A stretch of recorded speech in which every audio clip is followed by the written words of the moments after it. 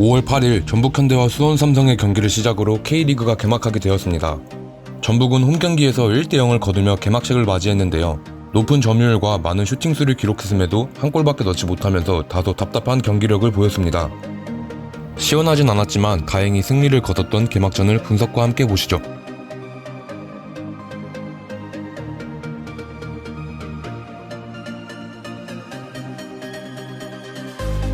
우선 전북은 4-1-4-1 포메이션을 들고 나왔는데요. 손준호 선수가 원볼란치로 나서면서 수비라인 보호와 동시에 빌드업의 핵심 역할을 하였습니다. 후방 빌드업 시에 전북은 수비형 미드필더가 좌우 중앙 수비 사이로 들어가 3백을 형성하고 좌우 풀백이 높게 전진하는 라울 피아나를 구사했습니다.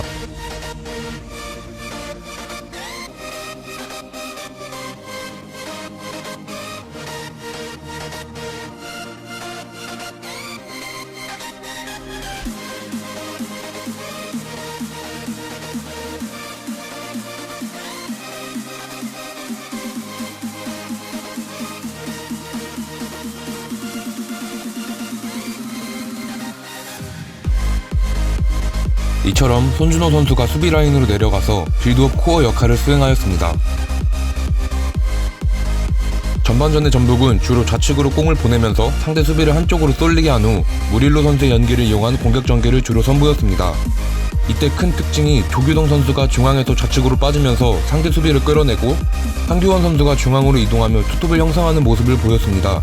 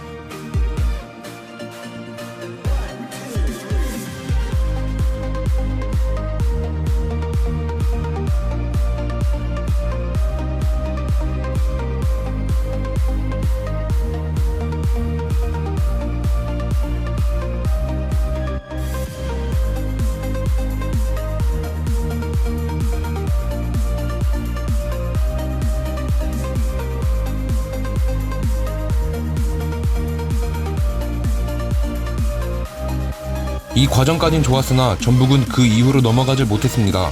특히 한쪽으로 쏠린 상대 수비를 공략하기 위한 방향 전환을 제대로 해내지 못하면서 위협적인 공격을 제대로 보이지 못했습니다.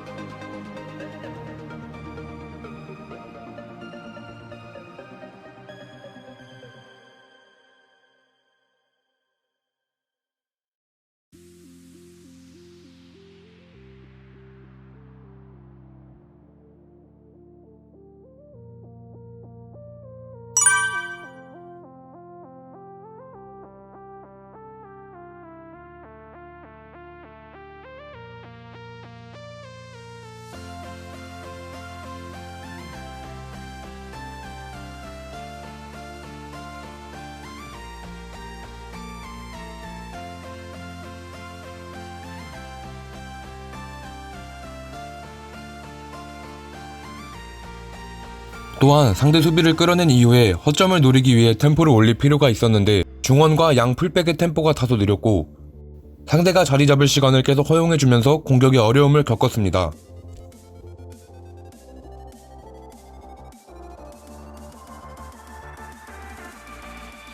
또 앞에서 말했듯 한교원 선수가 중앙으로 이동하면서 우측이 비게 됐고 그 공간을 김보경 선수가 커버하였는데 측면에 가깝게 위치하다 보니 김보경 선수의 영향력이 감소되었습니다.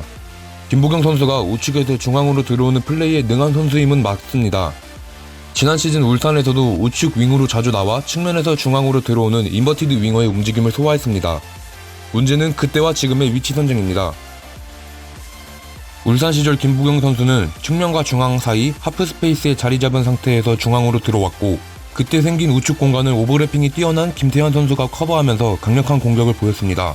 하지만 이날 김보경 선수는 보다 측면으로 빠져있는 경우가 많았고 우측 풀백인 이용 선수와의 시너지도 맞지 않아 본인의 역량을 제대로 보일 수 없었습니다. 또 이날따라 유독 윙어가 아닌 선수들이 측면으로 가서 직선적인 움직임을 보였고 김보경 선수도 우측에서 본인의 특기가 아닌 직선 움직임을 보이면서 위협적이지 않은 공격이 나왔습니다. 이날 경기에서 김보경이 측면이 아닌 중앙에 있을 땐 어떤 장면들이 연출됐는지 보신다면 그가 어디에 있을 때 가장 빛났는지 더 쉽게 이해하실 수 있으실 겁니다.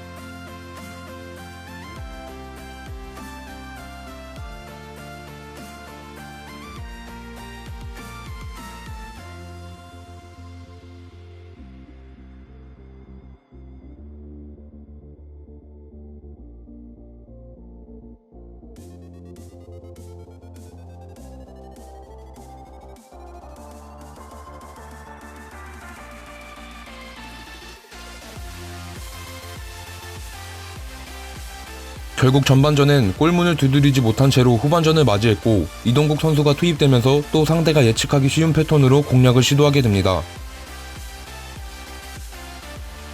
따로 장면을 잡진 않았지만 이미 보시는 분들도 아실만한 패턴으로 엔드라인에서 좌우 풀백, 특히 이용 선수에게 볼을 집중시키면서 박스 안으로 높은 크로스만 시도하는 패턴입니다. 이 방법은 두 줄 수비를 깨기 위해 측면을 활용한다기보단 측면만 사용하는 공격으로 상대가 대처하기 쉬운 공격법 중 하나입니다. 참고로 성공률이 딱히 높은 방법이 아닌데 이장님은 빅맨으로 투톱을 형성하면서 성공률을 다소 높이는 식으로 대처해 왔습니다. 이날 경기에 활력을 불어넣은 건 교체 투입된 쿠니모토 선수였습니다. 중원의 기동력이 어째서 중요한지 깨달을 수 있게 해주었습니다. 쿠니모토 선수가 들어오면서 경기 템포가 빨라지자 수원의 수비가 점점 휘둘리는 모습을 보였습니다.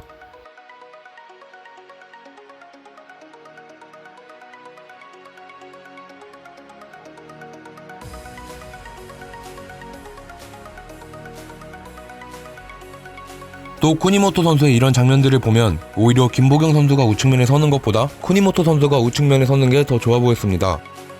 쿠니모토 선수도 이미 경남 시절부터 인버티드 윙어의 움직임을 소화할 줄 아는 선수였고 기동력도 탑재한 선수이며 예전부터 본인이 리오넬 메시의 플레이를 동경하고 따라하려 한다고 말한 만큼 우측 윙을 맡기는 게 괜찮아 보였습니다. 생각보다 무릴로 선수의 활약이 인상 깊어서 쿠니모토 선수를 좌측 윙으로 보내기보단 무릴로 선수가 좌측 윙에 나서고 쿠니모토 선수는 우측 윙에 나서는 게 좀 더 위협적인 연계 플레이를 연출할 수 있다고 생각합니다. 개막전의 경기 템포로 봤을 땐 쿠니모토 선수에겐 정말 미안하지만 이번 시즌 매 경기에 출장해야 전북이 결과를 낼 수 있지 않을까 싶습니다. 개막전에서처럼 김보경, 이승기 선수로 중원 조합을 짜면 경기 템포도 느려질 뿐만 아니라 오른방과 방향 전환을 홀딩이 전부 도맡게 되어 부담을 받게 됩니다. 김보경과 이승기 선수를 같은 포지션으로 분류해서 적절히 로테이션을 돌리고 한쪽엔 쿠니모토 선수처럼 기동력이 있고 템포를 높일 수 있는 선수가 나서면 상대 수비를 더 쉽게 공략할 수 있을 거라 생각합니다.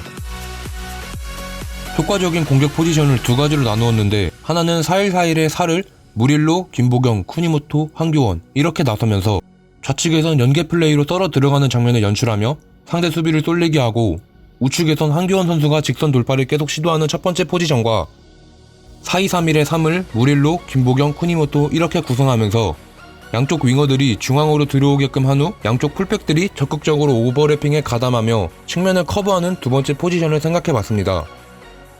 개막전을 보면서 윙어의 추가 영입이 없다면 이번 시즌을 풀어갈 키는 무릴로, 김보경, 쿠니모토 이 세 선수에게 있다고 느꼈습니다. 추가적으로 말씀드릴 건 앞에서 방향전환, 경기 템포와 같은 문제점을 드러냈다고 말했는데 이런 문제들을 해결하기 위해선 반드시 양쪽 풀백들의 기량이 올라와야 합니다. 현대축구에선 풀백들이 경기에 미치는 영향력은 굉장히 큰 수준이고 지금 전북의 공격을 살리기 위해선 양쪽 풀백들의 기량이 지금보다 더 올라와야 합니다.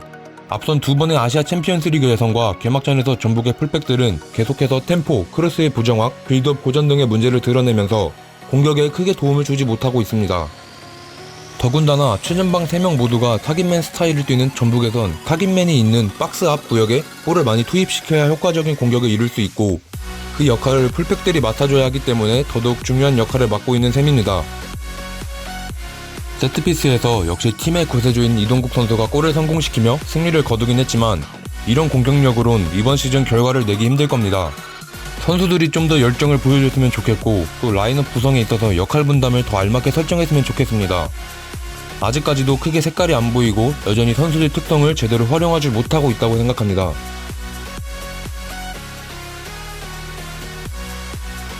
이번 영상은 집중력에 문제가 있었던 건지 분석 내용의 퀄리티도 양도 좋지 못한 것 같아서 정말 죄송합니다. 다음 부산전은 더 좋은 영상을 만들어 오겠습니다.